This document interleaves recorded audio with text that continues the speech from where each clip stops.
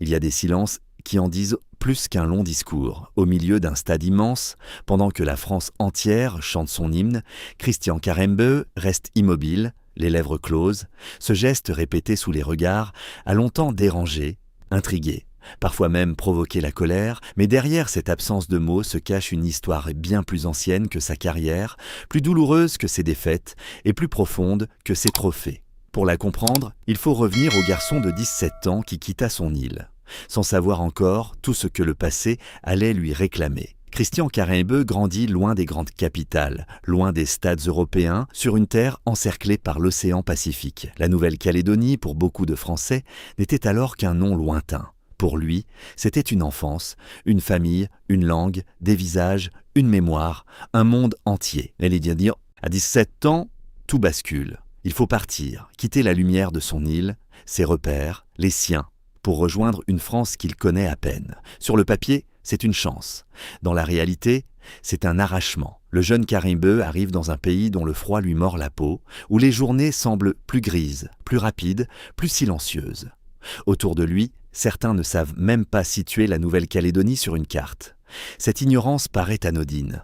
Mais pour un adolescent déraciné, elle ressemble parfois à une manière de lui dire que son monde n'existe pas vraiment. Alors il parle peu, il observe, il encaisse.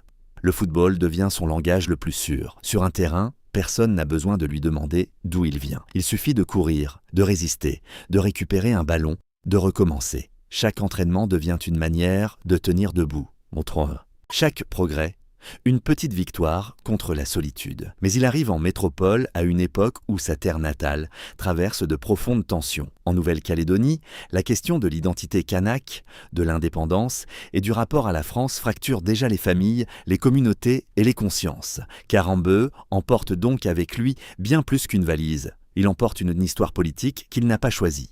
Et cette histoire va bientôt entrer avec lui dans les vestiaires. À Nantes, son talent commence à parler plus fort que sa timidité. Son physique impressionne, son énergie aussi. Peu à peu, celui que personne ne connaissait trouve une place. Mais trouver une place dans une équipe ne signifie pas toujours trouver sa place dans un pays. Car plus Christian avance, plus une contradiction grandit en lui. Pour réussir, il doit embrasser le football français.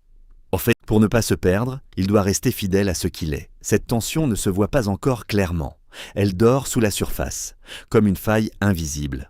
Le public découvrira bientôt un joueur puissant, un compétiteur, un futur champion. Mais derrière cette ascension, quelque chose résiste. Une part de lui refuse d'être absorbée, polie, transformée pour devenir plus acceptable.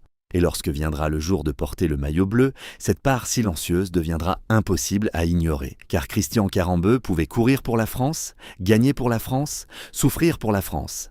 Mais il existait une chose qu'il n'était pas prêt à faire. Pour comprendre laquelle, il faut d'abord suivre le chemin qui allait transformer l'adolescent solitaire en l'un des visages les plus singuliers du football européen. À Nantes, Christian Karembeu cesse peu à peu d'être seulement le garçon venu de très loin. Son endurance, sa puissance, sa capacité à couvrir le terrain attirent l'attention. Il travaille sans relâche et comprend que, dans ce nouveau monde, chaque place doit être gagnée. Le football lui offre enfin ce que la vie lui refusait encore, une manière d'exister sans avoir à se justifier. Mais plus il progresse, plus son identité devient visible. Sur les pelouses européennes, Karembeu se distingue. Son visage, ses cheveux, son histoire, sa fidélité à ses origines attirent les regards. Certains y voient une force, d'autres une étrangeté. Il n'est plus seulement jugé sur ses passes ou ses duels, on observe aussi ce qu'il représente. Nantes lui donne une base, puis la Sampdoria lui ouvre une autre dimension. Chaque étape semble confirmer qu'il a réussi. Pourtant, une question le suit comme une ombre. Où peut-il réellement dire qu'il est chez lui ?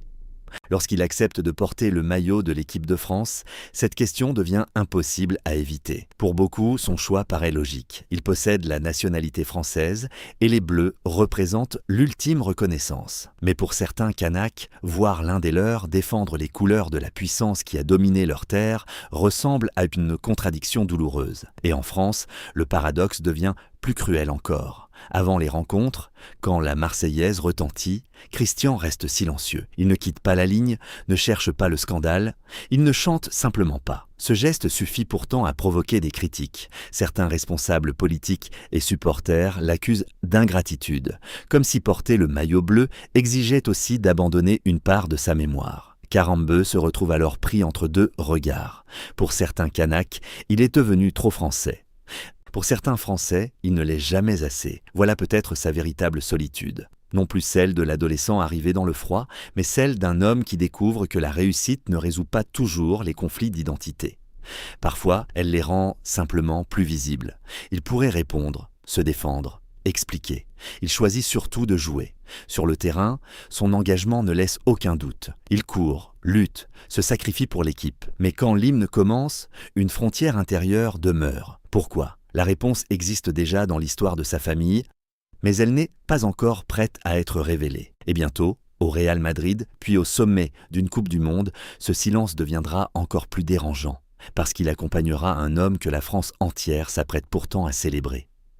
Quand Christian Karembeu rejoint le Real Madrid au début de l'année 1998, il entre dans un univers où chaque geste est observé, chaque erreur grossie, chaque victoire considérée comme normale. Le garçon venu du Pacifique arrive dans l'un des clubs les plus exigeants du monde et comprend vite qu'ici, le talent ne garantit rien. Son jeu est puissant, généreux, parfois rugueux. Il court, presse, récupère, se projette. Ce n'est pas le football le plus élégant que réclame une partie de la presse madrilène, mais dans les grands rendez-vous, Karembeu sait surgir là où personne ne l'attend. En Ligue des Champions, il inscrit des buts précieux face au Bayer Leverkusen, puis au Borussia Dortmund. Madrid avance, et lui aussi, puis vient la récompense. Le Real remporte la Ligue des Champions 1998. Pour Karembeu, c'est déjà immense, mais quelques semaines plus tard, une scène plus vertigineuse l'attend.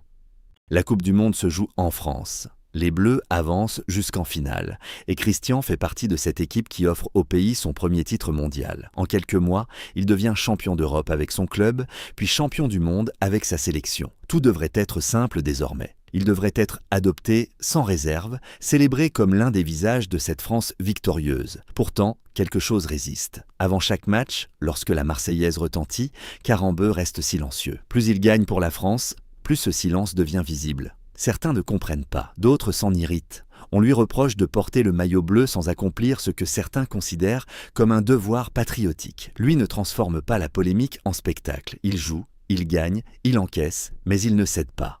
À Madrid, le paradoxe continue. Même couvert de titres, Karembeu n'est jamais totalement installé parmi les intouchables. Il peut être décisif un soir, puis retrouver le banc. En 2000, le Real soulève encore la Ligue des Champions, mais lui reste remplaçant lors de la finale. La gloire ne supprime donc pas le doute. Elle le rend parfois plus cruel. Car que faut-il encore prouver lorsqu'on a gagné ce que tous les joueurs rêvent de gagner ? Karembeu possède les trophées, le prestige, la reconnaissance, mais pas cette sensation simple d'être pleinement accepté. Et derrière son refus de chanter demeure la même énigme. On croit voir un homme provocateur. On ne voit pas encore l'héritier d'une histoire bien plus ancienne. Une histoire qui ne commence ni à Nantes, ni à Madrid, ni même en 1998, mais bien avant sa naissance. Avant de l'affronter, une autre façade de sa vie va se fissurer. Celle que les magazines présentaient comme parfaite, son mariage. Pendant des années, Christian Karembeu donne l'image d'un homme que rien ne peut atteindre. Il a connu les plus grands stades, les trophées, les voyages, la reconnaissance. À ses côtés, Adriana Sklenajikova, mannequin célèbre, forme avec lui l'un des couples les plus photographiés d'Europe. Sur les couvertures, tout semble parfaitement écrit. Le champion et la femme sublime, le sport et la mode, la puissance et l'élégance. Mais les images ne racontent jamais les silences d'une maison. Tant que le football impose son rythme, Karembeu avance presque mécaniquement. Il s'entraîne, voyage, joue, recommence. Chaque semaine lui donne un objectif, puis, en 2005, il arrête. Et soudain, le calendrier se vide. Pour un joueur professionnel, la retraite n'est pas seulement la fin d'un métier, c'est la disparition d'une identité construite depuis l'adolescence. Torso. Le corps n'a plus à répondre à la même discipline. Les tribunes ne scandent plus votre nom et les matins deviennent étrangement longs. Karembeu cherche alors à rester en mouvement. Il voyage, accepte des missions, devient ambassadeur, multiplie les engagements autour du football. Vu de l'extérieur, il semble simplement très actif. Mais derrière cette agitation apparaît une peur plus intime, celle de se retrouver face au silence. Or, dans un couple, on peut vivre sous le même toit et commencer malgré tout à habiter deux mondes différents. Adriana poursuit sa propre trajectoire, Christian tente de reconstruire la sienne. Peu à peu, les rythmes se désaccordent. Ils ont connu la lumière ensemble, mais doivent apprendre à vivre lorsque cette lumière change de direction. Ils n'ont pas d'enfants en commun et la pression médiatique n'aide rien. Fais-toi en sorcier en essai. Pendant des années, certains médias s'amusent même de leur contraste physique, comme si leur histoire pouvait être réduite à une caricature. Puis arrive 2011. Adriana annonce leur séparation. Pour le public, c'est la fin d'un couple célèbre. Pour Karembeu, c'est une nouvelle rupture dans une vie déjà marquée par les départs. Après avoir quitté son île, puis le terrain, il perd encore un repère qu'il croyait durable. Il ne s'agit pas seulement d'un mariage qui échoue, c'est l'effondrement d'une image de stabilité. On pourrait croire que cette séparation explique tout, sa mélancolie, son besoin de mouvement, sa difficulté à rester immobile. Pourtant, ce n'est encore qu'une partie de l'histoire. Derrière la solitude de l'après-football se cache une blessure beaucoup plus ancienne, transmise avant même sa naissance. Et pour la comprendre, il faut quitter les pages glamour des magazines, revenir à Paris, en 1931, et regarder derrière une grille que personne dans sa famille n'aurait jamais dû connaître. Pour comprendre Christian Karembeu, il faut remonter bien avant ses trophées, jusqu'à une blessure que sa famille a portée pendant des décennies. En 1931, son arrière-grand-père, William Karembeu, fait partie d'un groupe de Kanaks emmenés de Nouvelle-Calédonie vers la France. On leur fait croire qu'ils vont représenter leur culture, montrer leur tradition. Mais à Paris, la promesse se transforme en humiliation.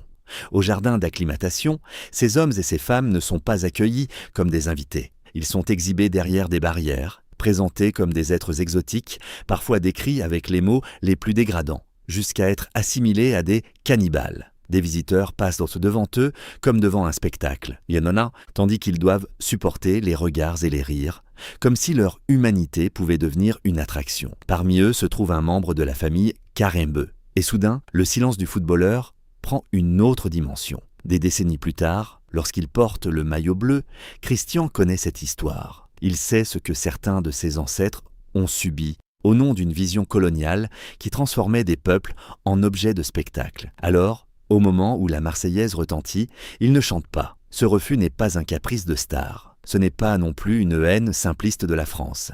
Karembeu joue pour elle, se bat pour elle, gagne pour elle. Mais il refuse que sa réussite efface la mémoire de ceux qui, avant lui, n'ont pas eu le droit de choisir la manière dont il serait regardé. Voilà pourquoi son silence dérange autant, parce qu'il oblige à regarder deux vérités en même temps. Non, et qui les s'étire. Un homme peut défendre les couleurs d'un pays et garder en lui une douleur héritée de l'histoire. Il peut devenir champion du monde sous le drapeau français, tout en restant fidèle à une mémoire kanak que les trophées ne peuvent faire disparaître. Pendant des années, certains ont voulu voir dans son attitude une provocation. Mais peut-être posait-il la mauvaise question. Pourquoi Karembeu ne chantait-il pas ? Peut-être fallait-il demander comment un homme portant une telle histoire avait réussi à entrer sur le terrain, à se battre pour ce maillot et à offrir à la France certaines de ses plus grandes victoires. Devant les hymnes et les caméras, il ne disait rien. Mais derrière ses lèvres closes se tenaient les voix de ceux qu'on avait autrefois forcés à se taire. Et pourtant, le passé n'avait pas fini de frapper sa famille. Presque un siècle après 1931, la Nouvelle-Calédonie allait de nouveau sombrer dans la violence. Et cette fois, Christian Karembeu n'allait plus perdre une mémoire, mais des êtres qu'il aimait. Presque un siècle s'est écoulé depuis 1931. Le monde a changé, les générations se sont succédées. Mais en Nouvelle-Calédonie, certaines blessures n'ont jamais complètement disparu. En mai 2024, l'archipel bascule à nouveau dans la violence. Les tensions autour du statut politique du territoire, de la représentation électorale et de l'avenir du peuple kanak explosent dans Ekistassan, dans les rues. Barrages, affrontements, tirs, peurs. Soudain, la terre où Christian Karembeu est né redevient un lieu où l'histoire se règle dans la douleur. Lui n'est plus le garçon de 17 ans qui avait quitté son île avec une valise et des rêves. Il est devenu champion du monde, vainqueur de la Ligue des Champions, personnalité internationale. Non, il a connu Madrid, Paris, les cérémonies, les stades pleins. Mais il existe des moments où les titres ne protègent de rien. Pendant ces violences, 2 membres de sa famille, son neveu et sa nièce, sont tués par balle. À des milliers de kilomètres, Karembeu reçoit une nouvelle qu'aucune victoire ne peut adoucir. Tout ce qu'il a construit devient soudain dérisoire face à une phrase simple « Ils ne reviendront pas ». Lorsqu'il s'exprime sur Europe 1, sa voix n'est plus celle du champion habitué aux caméras. Il parle comme un homme en deuil, il dit avoir perdu des êtres chers, évoque un assassinat, réclame que la vérité soit faite, et surtout, il explique son silence. Il pleurait les siens. Cette fois, il ne s'agit plus d'un souvenir transmis par les anciens. La douleur a un visage, un prénom, une place vide dans la famille. C'est là que toute son histoire prend une dimension vertigineuse. En 1931, un membre de sa famille avait été humilié en Europe au nom d'une vision coloniale. En 1998, Christian avait porté la France jusqu'au sommet tout en refusant d'effacer cette mémoire. Et en 2024, la violence qui traverse sa terre natale vient lui arracher deux proches. Il serait trop facile de dire que l'histoire se répète. Les époques et les circonstances ne sont pas les mêmes. Mais pour celui qui perd les siens, les nuances politiques n'effacent pas le deuil. Alors, une autre question apparaît. À quoi sert d'avoir conquis le monde quand on ne peut pas protéger ceux qu'on aime? Karembeu avait appris à courir pour survivre, à gagner pour exister, à se taire pour se souvenir. Mais face à la mort, même un champion n'a plus de réponse. Derrière les trophées reste un homme qui porte plusieurs deuils, plusieurs appartenances, plusieurs silences. Et une dernière énigme demeure. Après avoir vécu entre la France et la Nouvelle-Calédonie, entre la gloire et la perte, entre l'amour d'un maillot et la fidélité à ses origines, où Christian Karembeu peut-il encore dire qu'il est vraiment chez lui? Après tant de départs, de victoires et de blessures, une question demeure. Où Christian Karembeu peut-il dire qu'il est chez lui? Pendant longtemps, on a voulu l'enfermer dans des catégories simples. Français ou kanak, champion ou rebelle, icône nationale ou homme en colère. Pourtant, toute sa vie raconte l'inverse. Karembeu n'a jamais été un homme d'un seul territoire. Il a vécu avec plusieurs appartenances, parfois complémentaires, parfois douloureusement opposées. Après sa retraite, il ne disparaît pas. Il reste proche du football, devient ambassadeur, participe à des événements internationaux, transmet son expérience.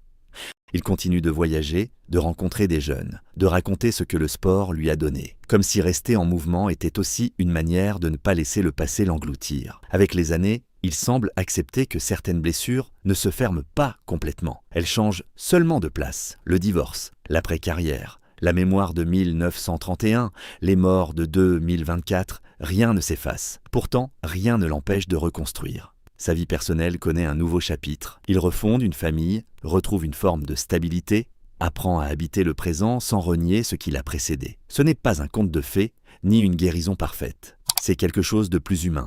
Continuer malgré ce qui manque, et c'est peut-être là que se trouve la vraie réponse. Christian Karembeu n'a pas besoin de choisir entre la France et la Nouvelle-Calédonie pour prouver qui il est. Il peut avoir remporté une Coupe du Monde avec les Bleus et rester profondément attaché à la mémoire kanak. Il peut avoir joué au Real Madrid et garder en lui l'enfant de Lifou. Il peut aimer un pays sans oublier ce que l'histoire de ce pays a fait subir aux siens. Sa force n'a jamais été de supprimer la contradiction. Sa force a été de vivre avec elle. Alors, quand on revoit aujourd'hui ces images où la Marseillaise résonne et où Karembeu garde les lèvres closes, le geste ne paraît plus vide. Il devient chargé de tout ce que nous savons désormais. Il y a derrière ce silence un adolescent déraciné, un joueur jugé trop différent, un mari qui a vu son couple se briser, un descendant d'hommes humiliés en 1931, un homme dont la famille a de nouveau été frappée par la violence en 2024. Et malgré tout cela, il est resté debout. Peut-être que son plus grand trophée n'est finalement ni la Ligue des Champions, ni la Coupe du Monde. Peut-être est-ce d'avoir traversé deux mondes sans sacrifier l'un pour appartenir à l'autre, car certains champions gagnent parce qu'ils savent courir plus vite que les autres. Christian Karembeu, lui, a peut-être surtout appris à ne plus courir loin de lui-même. Au fond, Christian Karembeu n'a jamais été seulement un champion. Derrière les trophées, il y avait un homme poursuivi par une mémoire familiale, des ruptures, des deuils et une question impossible à fuir. Où est vraiment sa place ? Peut-être que la réponse se trouve dans ce silence qui l'a accompagné toute sa vie, car parfois, ceux qui parlent le moins portent les histoires les plus lourdes. Et chez Karembeu, chaque silence semblait contenir un morceau de son île, de sa famille, et de ceux qu'il refusait d'oublier.